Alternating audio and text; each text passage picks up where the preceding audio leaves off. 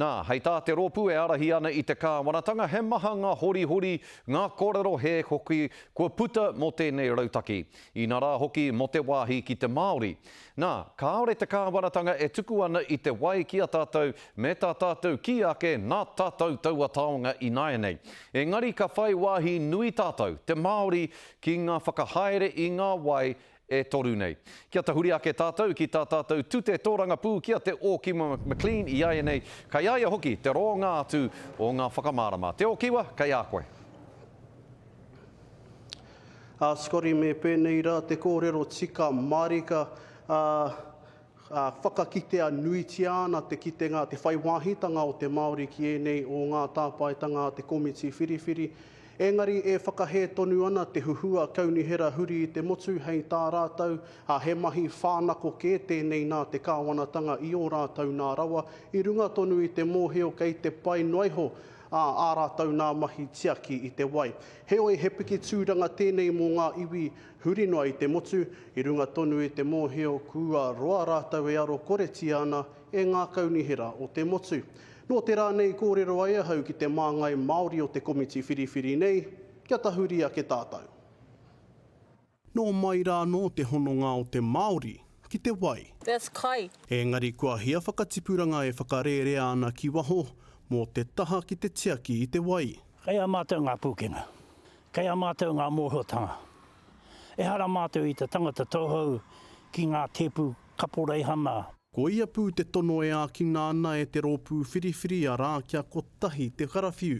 E whākatoa ngā ohu whakahaere he torupiri o na te utu me te manako ka rite hei te weheruatanga o te tau 2024. Ka aro takehia ngā mahi a ngā ohu e te runanga ārohe. Co-governance works when people are of a united mind, when you come to the table with a shared purpose, a common goal. There's only but one purpose for this reform, improving the health and well-being of the waterways. Tuia hei tā ngā tāpai ngā te rōpū whiriwhiri, me kōpau ngā māngai Māori ki taua runanga, mā roto I te tikanga. He wero nui mō ngā rohe, he huhua ngā iwi. Te kaumā iwa ngā iwi oroto o Tāmaki Makaurau. Nō reira me kotahi.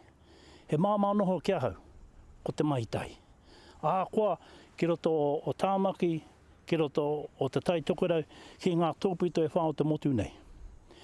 E hara tātou I te tauhou ki te mahitai me ngā iwi. Ināia nei kei ngā ringa o te minita ngā tāpaitanga nei e mauana, hei arotake mo te kāwanatanga. Me ata whakarohia ki tēnei pūrongo, me te whakapai o te komiti, e a hei ana ki te tautoko te whakahaeretanga o enei tinihanga. And we know that iwi play a role already in existing water decision making. There are ways of achieving that, but local government have been very concerned to date with the models that the government has put forward. None of us want to see the privatisation of assets. We want strong local voices in the management of water infrastructure. We want strong accountability. Ko tā mātou kete, me te kete a te Pākehā, ka kotahi, ka māma ngā mai. Koira te kaupapa. Hei pai ngā kaua mō te Māori anahe, engari mo Aotearoa whānui. No mua tata ke nei wero hia I e hau, te hia I e hau te minita, take kaunihera ana nai a mahuta. Mō te āhua, mō āhea, whakatauria ai mehe mea ka kōkiritia e te kāwanatanga e nei tā paitanga. Engari e whakahe tonu ana e tahi o ngā kaunihera huri I te motu, anei ngā kōrero o te kahika o whangārei. My biggest fear for the people that I represent and the people that I serve is that they will no longer have that close, democratically elected voice having a say over the assets and how they are managed and the responsibilities of those.